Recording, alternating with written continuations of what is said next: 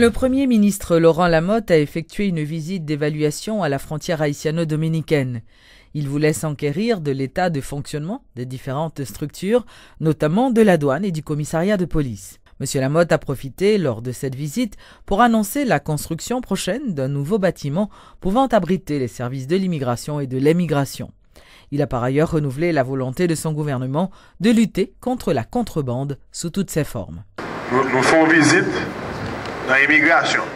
Dans l'immigration, nous voyons que la fonctionné malement. Nous arrivons dans la police. Nous voyons que il y a très peu de policiers et policiers ont manqué moyens. Nous continuons sous la douane et sous frontière. Nous remarquons que dans une frontière, un pays, pas même de barrière. Pas de barrière. Il y a une barrière. Et barrière, c'est sous bord, c'est barrière République dominicaine que lié. Ça, il vient en plus du fait que nous venons ça un marché binational, mais le marché binational là, il n'y a pas rien d'autre que une journée libre. Côté Haïti ouvert, côté Haïti, Maradi ouvert barrière, parce que ce n'est pas nous même qui ouvert, il n'y a pas de barrière sur le Haïti. Et bien nous quittons toute marchandise entrée libre 2 jours par semaine, qui représentait une perte d'environ 5 millions de dollars par jour. Et pour chaque jour que nous ouvrons, qui représentait Haïti a perdu 10 millions de dollars par semaine. Donc, pour 40 millions de dollars par mois. Le regarde pour aller lycée, gouvernement pour le bâtir, pour aller dispensaire pour le bâtir, pour aller pour mettre l'école, pour aller pour le soin et la santé, et puis on a perdu modèle qualité comme ça sous frontière. Donc nous venons là pour nous constater de manière personnelle ça qui a passé sous frontière haïtiano-dominicaine et surtout ça qui a passé dans la douane et ça a fait dans question contrebande à corruption. Donc nous mobiliser, il y a des mesures que nous allons annoncer. Nous allons demander, nous former une commission nationale de lutte contre la contrebande et la corruption. Eh bien, la commission ça, libéral gagné pour le banon au plan de sécurisation frontière, un plan contre contrebande et un plan qui pour gérer question de journée libre ça. Pour que première semaine juillet, nous venons avec des mesures concrètes, des mesures qui peuvent protéger les peuples haïtiens, qui peuvent protéger l'État haïtien. Parce que pendant que mal dans l'immigration, moi, ouais que l'immigration lui-même, il manque ordinateur. Eh bien, un ordinateur qui vend 400 $, et puis pour même journée, ça, on a perdu 4 millions de dollars, 5 millions de dollars. Donc, c'est qualité de décision ça pour commencer. Il faut commencer par une bonne décision, une décision qui n'a intérêt à Haïti. Publication ce jeudi dans le journal officiel Le Moniteur de la nouvelle Constitution amendée. La version corrigée de l'amendement est parue donc dans un numéro extraordinaire du journal officiel de la République au numéro de publication 96. Le ministre de la Communication, Adi Jean Gardy, lors d'une conférence de presse, a expliqué les impacts de la publication de cet amendement. Il y a 7 bagages pour retenir. Premièrement, c'est entente là, dialogue là, qui montre que le pays a marché son voie démocratique, côté que tous les 3 têtes l'État ensemble, ils mettent main dans la main en façon pour nous faire amendement constitutionnel ça. Deuxième bagage pour retenir, c'est que ce n'est pas une nouvelle constitution. La constitution 1987 là, elle est toujours là. La Constitution 1987, c'est lui qui a guidé le pays d'Haïti. Mais il y a quelques amendements là-dedans. Amendement veut dire correction ou bien récupération de cette part-là et puis ajouter quelques éléments qui neufs, qui sont importants. L'autre bagaille pour retenir encore, ça a montré que le président Martelly voulait respecter sa continuité de l'État. Continuité de l'État par rapport à ce qui était fait avant, que le vin joigne. Et puis lui-même, il dit, bon, le pays n'a pas dans le berceau, nous pourrions aller directement, continuer dans cette fait là, mais nous ne pas prendre en bas mauvais coup de boule, nous pas le faire selon originalité, tout ça qui est prévu pour te faire, nous publié. Constitution 87 là, ce n'est pas M. Martelly qui est non plus tôt. Son bail qui était là depuis 1987, le président Martelly vient sous pouvoir, ça a un an, il a simplement dit, constitution qu'il a, c'est lui-même qui a guidé les règles jouettes là. Et si un amendement qui est fait avant tout, la respecter, c'est ça qui fait les publier. Au quatrième barrage que je suis capable de dire, c'est que un ensemble d'institutions qui est extrêmement important. Je vais citer trois là-dedans, un conseil électoral permanent. Depuis 1987, pas de jamais constitution. Pas de jamais gagné constitution prévoilée, mais pas de jamais un conseil électoral permanent. N'abdou tout deuxièmement, pour gagner, ça nous relève en dehors de ça, un cours constitutionnel. La cour constitutionnelle qui va permettre qu'on y a quel soit problème, interprétation dans la constitution, il va le présenter devant la cour constitutionnelle et c'est eux-mêmes qu'on y a là qui va dire est-ce que le loi représentée par rapport à la constitution, est-ce que le bon ou est-ce que le pas bon. Et puis, un troisième barre encore qui est extrêmement important comme institution qui parle rentrer là à cause de l'amendement. Troisième élément, ça, l'IRELE, c'est SPJ, c'est Conseil supérieur pouvoir judiciaire. Et ça, c'est pour faire réforme. Il parle de faire réforme dans la justice. Là.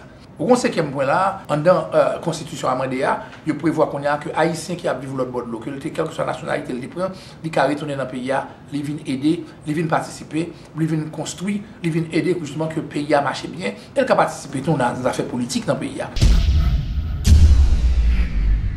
La Banque mondiale a investi 15 millions de dollars dans la lutte contre le choléra. C'est ce qu'a indiqué le représentant de cette institution financière en Haïti, Alexandre Abrantes. L'émissaire de la banque a précisé que la prévention, l'assainissement et les centres de traitement ont été les cibles principales des financements de la banque. De ces 15 millions, on a déjà décaissé à peu près 60%. Le projet va s'éteindre jusqu'à l'année prochaine. Ce qu'on a fait avec cet argent, on a fait de l'éducation sanitaire, on a touché à peu près 1 million de personnes avec des messages d'hygiène en général, et aussi avec du savon et avec des produits chimiques pour traiter de l'eau. On a aussi financé les centres de traitement, les centres d'hydratation. À peu près, on a financé même le staff de 200 de ces centres. On a travaillé à travers le ministère de la Santé publique et à travers quelques ONG, le World Vision, les Partners for Health, le Save the Children, etc. Mais on a eu quand même un bon réseau. Finalement, on a travaillé avec la DINEPA parce que, comme vous savez, les affaires d'eau et assainissement sont fondamentales pour le contrôle du choléra. Et on est en train de appuyer le ministère des stations publiques pour pouvoir prendre le relais une fois que les ONG soient parties et que la phase plus aiguë de l'épidémie soit passée, pour que le ministère de la Santé publique puisse prendre le relais, pas seulement de la surveillance, la partie d'analyse de données, etc., mais aussi des soins de santé pour les malades. Un groupe d'étudiants en conservation et préservation du patrimoine Bâtiment Bâti ont reçu ce vendredi leur diplôme. La cérémonie s'est déroulée en présence de l'ambassadeur d'Espagne en Haïti et du ministre de la Culture. Chers diplômés, j'ai rêvé de vous, sillonnant le pays du nord au sud, raccommodant les dentelles de bois de nos maisons, réparant des ouvrages en fer forgé, restaurant des murs d'enceinte datant des siècles passés, reconstruisant, embellissant notre pays tout entier. Et cela me procura un immense plaisir, mais en même temps, un immense espoir de voir enfin refleurir nos villes. Jacques Merlan Ier, se ragaillardir nos monuments, comme cette ancienne prison, désormais en train très prochainement de devenir un centre culturel. Au nom du président de la République, Son Excellence, M. Michel-Joseph Martelly, au nom du Premier ministre, Son Excellence, M. Laurent Salvador Lamotte, et au nom du gouvernement tout entier et de tous les Haïtiens, sachez que notre reconnaissance vous est acquise pour toujours. L'Institut Saint-Louis de Gonzague fête actuellement ses 122 ans d'existence.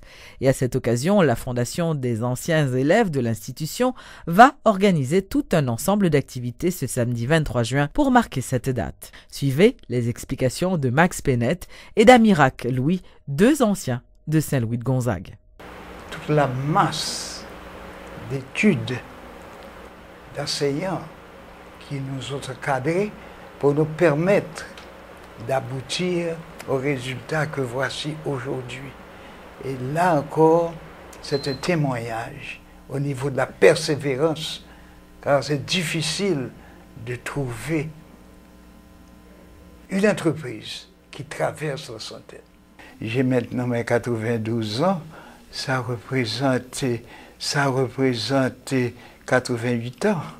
Ça représente 92 moins 4, n'est-ce pas? Et ça, c'est ce qui donne un prix énorme. Et là, à l'époque, on pouvait aller à l'âge de 4 ans. Les frères admettaient des nouveaux, n'est-ce pas, en 12e, avec des religieuses, en 11e et 12e.